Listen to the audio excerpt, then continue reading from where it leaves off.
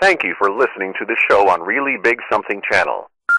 October 16th, 2017. The Kuhner Report, presented by Kelly Financial Services. This is the Kuhner Report. And they change the timeline again. I swear to you, the Las Vegas Police Department has now changed the timeline again, another time.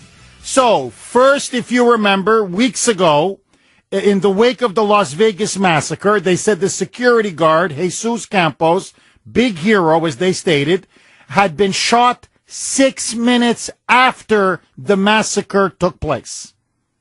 6 minutes after. Then the following week, they said, no.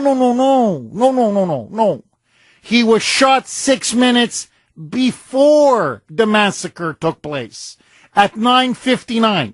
So the shooting takes place at 10:05. 6 minutes before, they claim Jesus Campos was right in front of the hotel suite, and that's when Stephen Paddock just rang out 200 shots. Now, however, because of growing calls of police incompetence, growing calls to find out how come there was such a huge security breakdown, and could the massacre have been prevented, all of a sudden, Shazam!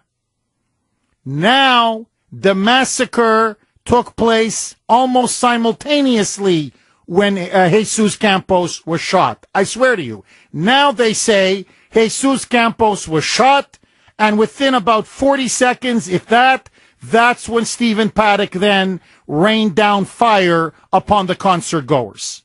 So 6 minutes after, now it's but then it was 6 minutes before, now same time, simultaneously. So what they want us to believe is this, that essentially Paddock was like not just Rambo now, but Super Rambo. Like almost like with two machine guns. So with the left arm, it's and he's shooting the door to get Campos to stop him from breaching the door. And with the right arm, he's shooting through the window and massacring people at the concert venue below. I swear. That's now the news. This is ridiculous. This is pathetic. This is so obviously BS. I mean, who do they think they're kidding now with this garbage new timeline? So, here is how things have changed, okay? According to them, this is now what they say.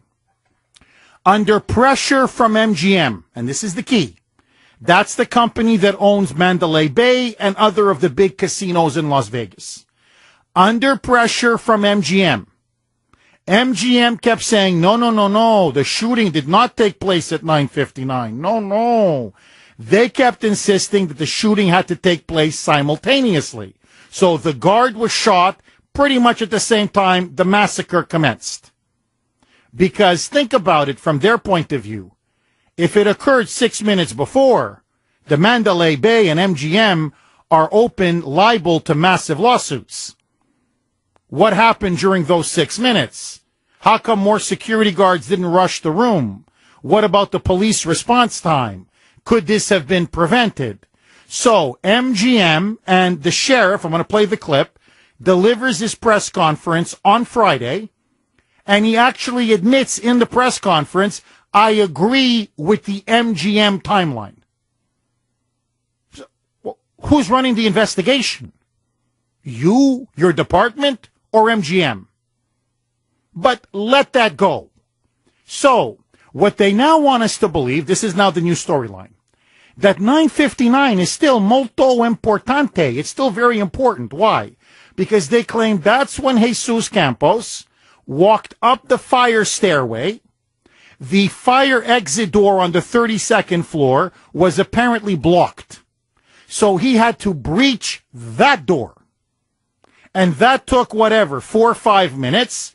Once that door was breached at 9:59, okay, it takes 4 or 5 minutes. That gets us close to 10:05.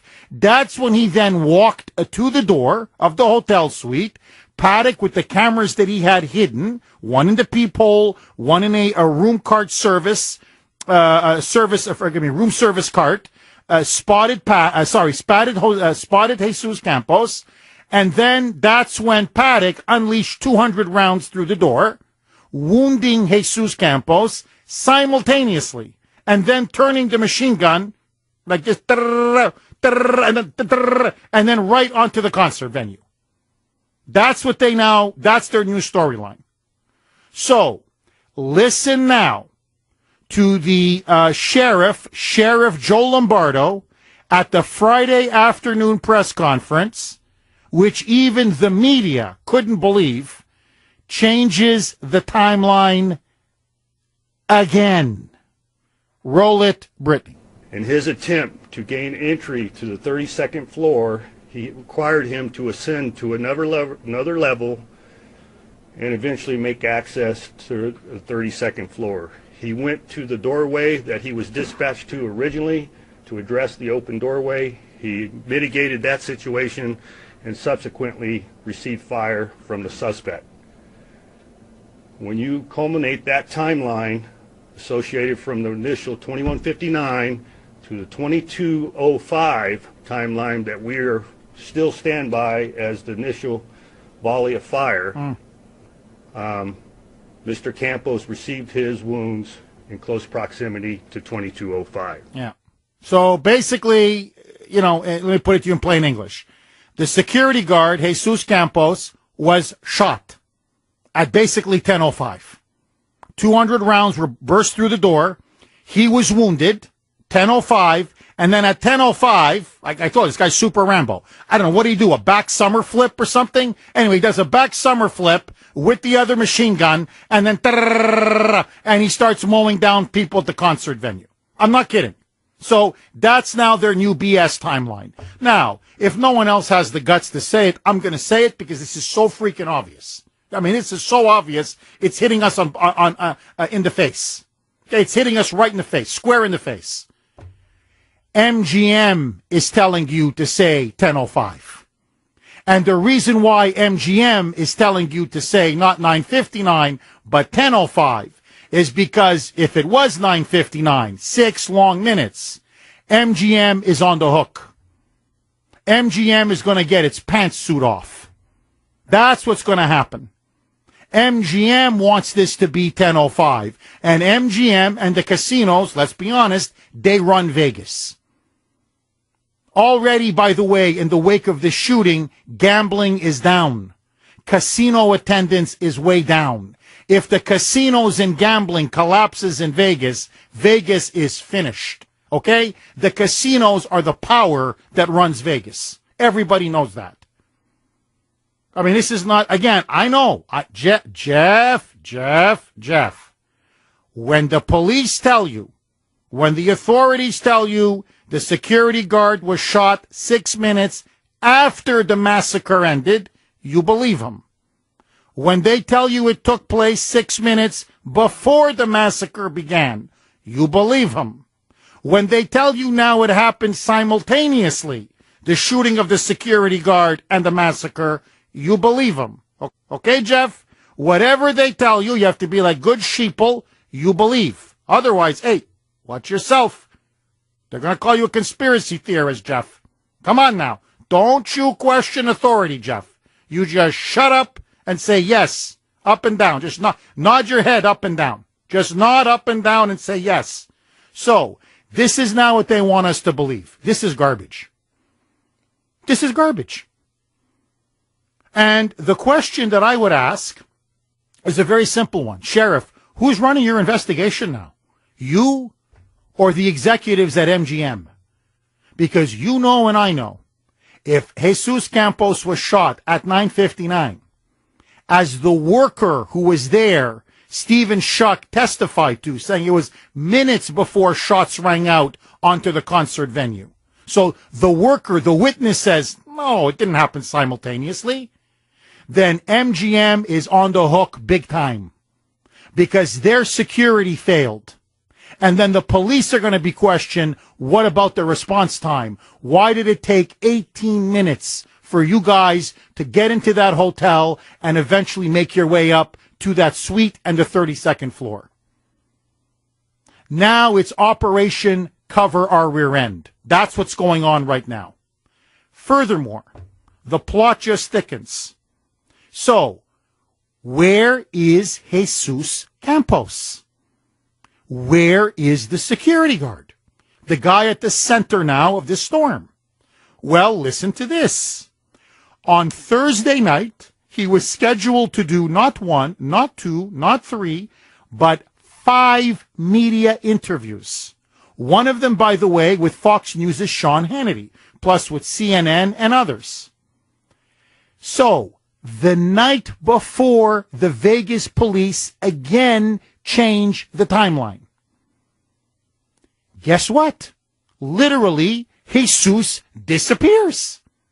He's gone. I mean, he's gone. So Fox, CNN, everybody announces we had him booked and he just didn't show up. He just left. So according now to the authorities, where is Jesus Campos? Jesus Campos now is apparently at a quote-unquote wellness center. I swear, some kind of a retreat somewhere in the desert for exhaustion, stress, and anxiety. They say that he's on the verge of a potential nervous breakdown. So they have to put him to a retreat. I'm serious. They've sent him to a retreat. He can get a massage, get some therapy, and just decompress from the whole thing. And weeks from now, he's going to be ready maybe to talk to the media. So the guy that could potentially refute the entire new timeline, who could answer many of these unsolved questions, unanswered questions, suddenly, conveniently, just disappears to a wellness center / retreat that nobody wants to tell us the name of, but somewhere in the desert. On top of all of this, God is my witness, the police chief in that press conference refuses to take questions from reporters, will not take a question from a reporter. And not only does he not refuse to take a question from a reporter, because you ask a few questions, the whole timeline gets blown to pieces, right? None of this makes sense. But 2 conservative journalists, Laura Loomer and Mike Tokes, especially Laura Loomer, who broke the story that Stephen Paddock had in fact rented a room on the 25th of September, not the 28th of September, as the authorities claim. The same journalist who exposed that there was a receipt for room service for 2 in Stephen Paddock's room days before the massacre took place, i.e. that there was somebody there, maybe an accomplice, somebody who clearly knew what was going to happen. Those very same journalists were barred from the press conference. Those 2 were singled out and barred, blocked from entering by a police officer armed. Number 1, this is a blatant cover-up. Now there is no ifs, ands, or buts about it. And now the only question is, what are they covering up? Listen now to the police chief saying that everybody on social media is going on and targeting the police as a bunch of incompetent dunces. Listen to him rail, saying, how dare you call us incompetent? How dare you? Roll the it. Timeline. Unfortunately, a great deal of my investigators' time has been preoccupied on this timeline. Yeah. In the public space, the word incompetence has been brought forward. No. I'm absolutely offended with that characterization. This is a very dynamic event, very big event. Thousands of people involved, humans involved in documentation. No. People are accusing you of being incompetent? of this investigation reeking of incompetence? Play that again, Brittany. Just the last bit. He's offended. He's offended. Unfortunately, a great deal of my investigators' time has been preoccupied on this timeline. Yeah. In the public space, the word incompetence has been brought forward. No. And I am absolutely offended with that. I'm offended. How dare you call me incompetent? I'm offended. This is pathetic. You know why he's quote-unquote offended when his department is accused of incompetence? Because it strikes a raw nerve. Because this thing now reeks of incompetence.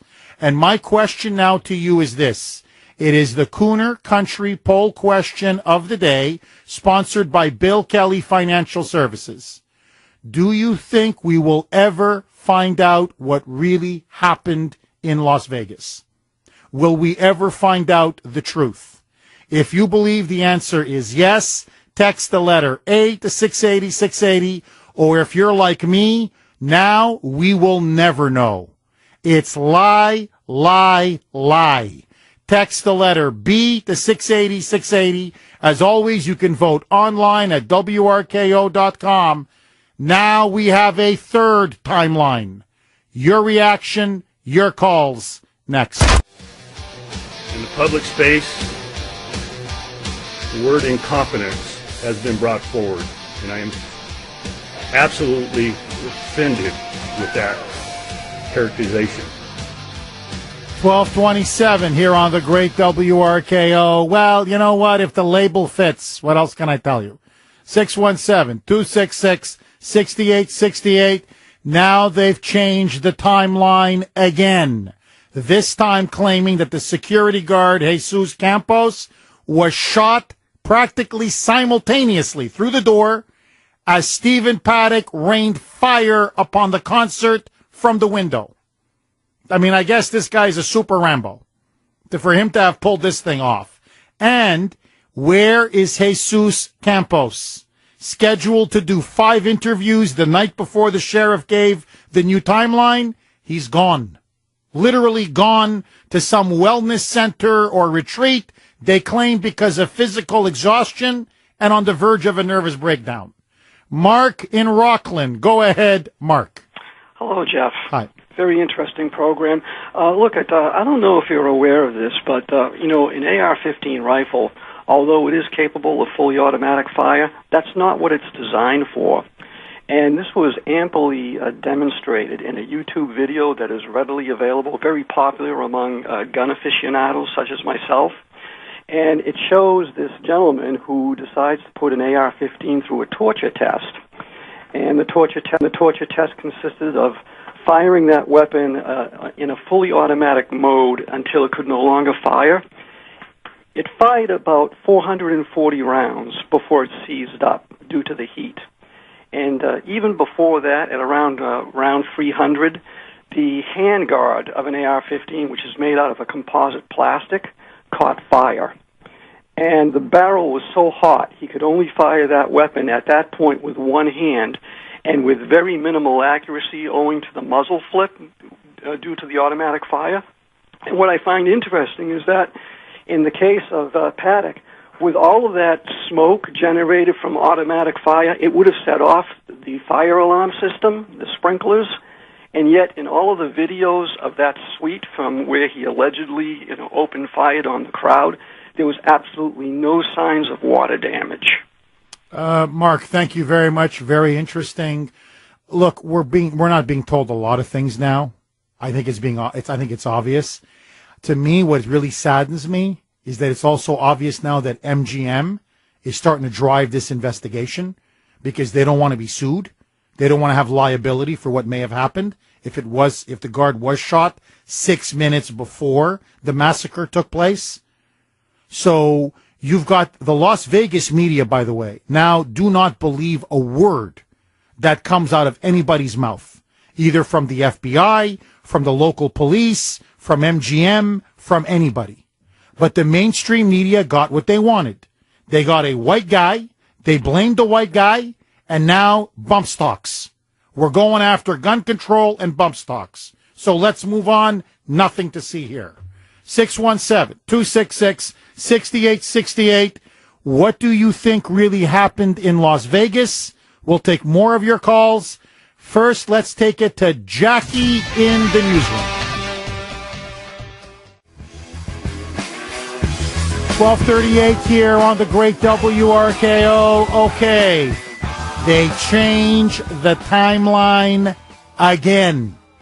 And when they change it this time, they refuse to take questions from the press or the media. In fact, several conservative journalists who broke important stories, Laura Loomer being one of them, were deliberately barred from entering the press briefing. And so now the new timeline for the Las Vegas massacre regarding the shooting of the guard, the security guard at the Mandalay Bay, Jesus Campos, is not 6 minutes after the massacre ended, as they first said. It's not 6 minutes before the massacre began, as they said last week. Now, literally, they're claiming it was simultaneously.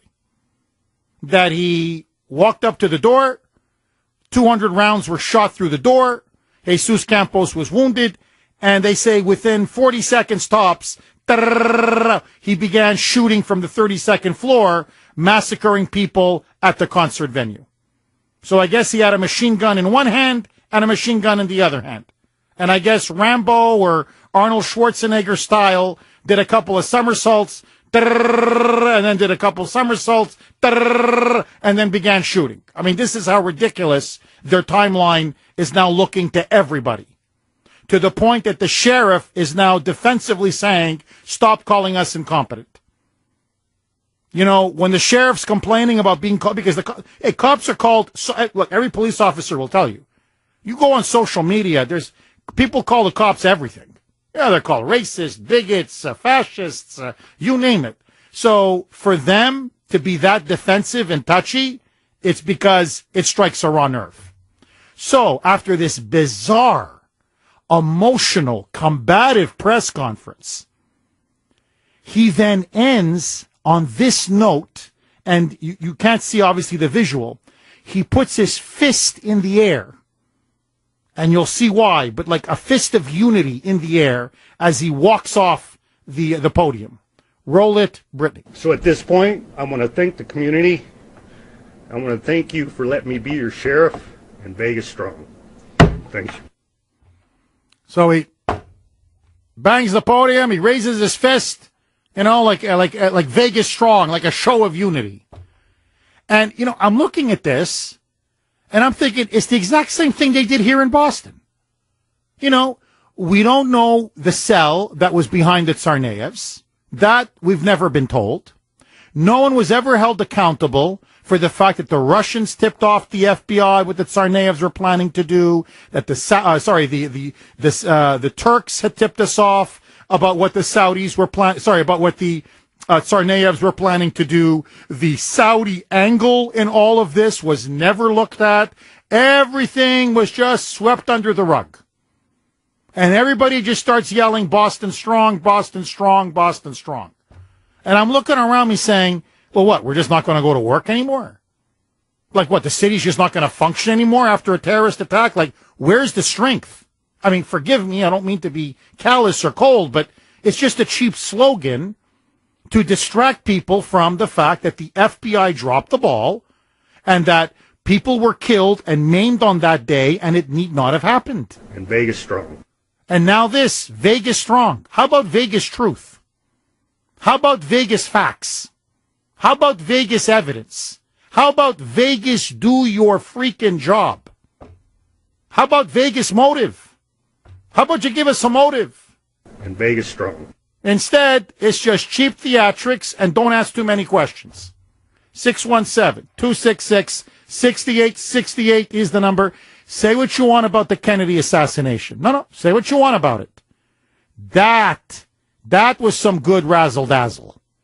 No, that was well executed, really well covered up, you know, multiple gunshots. Was it two shooters, one shooter?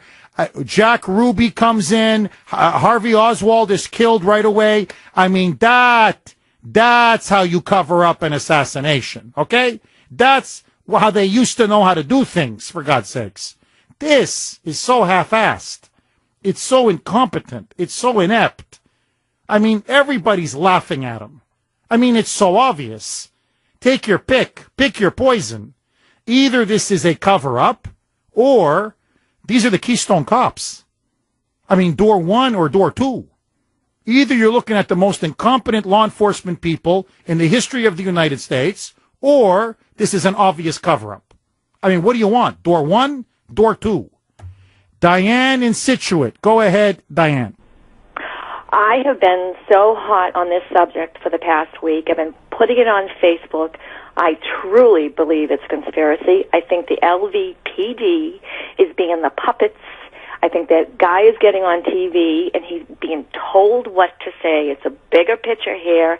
I believe the government's involved with it. George Soros, S-O-R-O-S, the MGM big guys who unloaded stock the day before. There's a huge picture. There's a huge conspiracy to this. More to what happened, that the guard who's being guarded by some government or some agency that they can't even find online who this agency is that's supposed to be guarding him. Why is supposed to be guarding him? Why is he being guarded?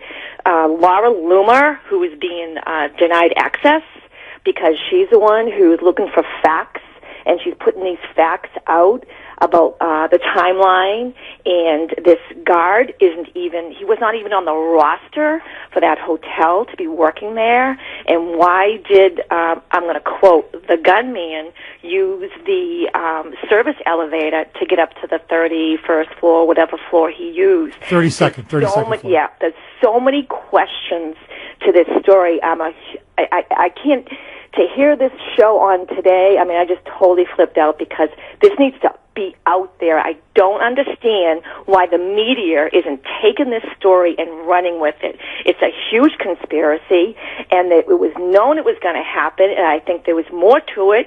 What were the ground shootings? Who was doing the ground shooting that the people at the concert were reporting? They've all been shut up. There were people on the ground shooting. 5 other hotels were having shots being fired in their lobbies. Where's that story? Diane, thank you very much for that call. Look, there's a lot there. It's going to be hard for me to unpackage everything. But look, there were reports of gunshots at multiple casinos. Now, what they say is those were, what do you want to call them, false calls. The question is, though, who made the calls? Who was calling the other casinos? Because the attempt was to distract the police, divide the police, sow confusion so that they couldn't get to the Mandalay Bay on time, so to prevent this attack from taking place. Where did those calls come from? Did they come from the Philippines? Is that something they're trying to cover up? I'm just throwing that out there. Now, furthermore, the wife, the girlfriend in all this, she gets paid $100,000, which, by the way, is millions of dollars in terms of what it can buy for you in the Philippines. And she's conveniently out of the country while this happens. Then you tell us she's had nothing to do with this. Now you tell us, well, she's a person of interest, to the point now she's on a watch list in case she wants to get on a plane and leave. None of this adds up. I mean, this is not conspiracy theorizing or conspiracy mongering. They're facts. I mean, just basic facts do not hold up. Now, this story that they've just given us is literally physically impossible. It's impossible. It's impossible to fire 200 rounds through a door, wound a security guard, and then simultaneously, what do we do, like a backflip? Or I'm not kidding. Sir, what is this? Spider-Man or something? And then he starts shooting onto the concert on the ground. It just doesn't make sense. Then we find out again, these are facts. The security guard, Jesus Campos, is not registered to be a security guard in Nevada, either armed or unarmed. So why was he doing security at the Mandalay Bay? Why did they say 6 minutes after? And then after the shooting, then they say he was shot 6 minutes before. Then when people were saying what, and you got potential lawsuits left, right, and center, and people questioning whether the police failed to act in time, all of a sudden, the Mandalay Bay comes out with a timeline and says, no, it happened at the same time.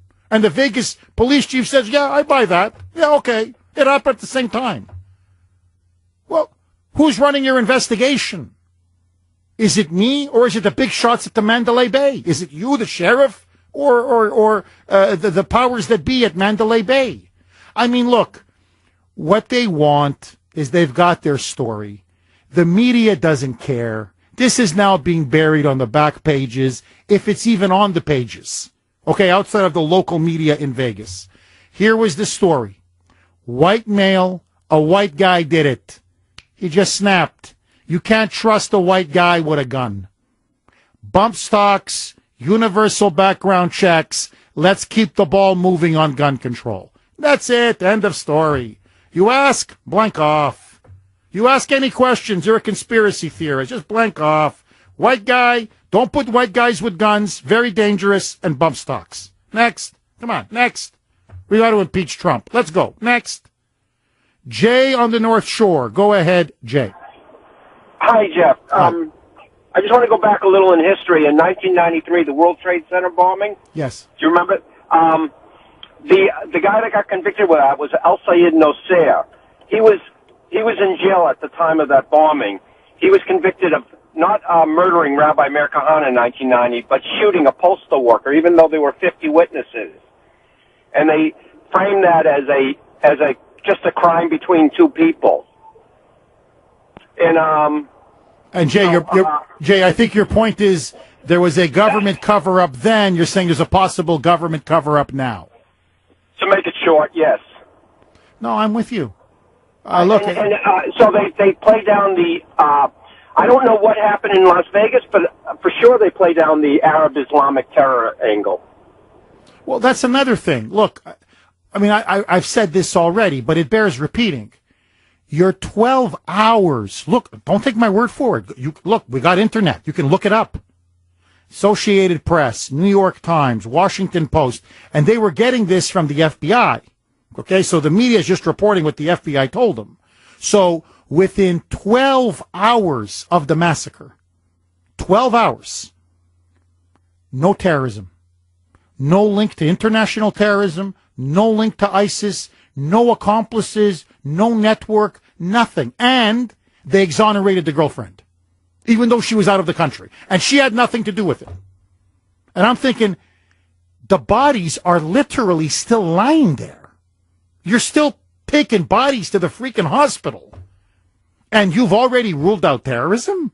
You've already ruled out ISIS, by the way, as they claim credit? And you've already ruled out the girlfriend? Hey, whoa. So it didn't pass the smell test then, and it doesn't pass the smell test now. Doug in North Andover, thanks for holding. Go ahead, Doug. Hey, Jeff. Hey, Doug.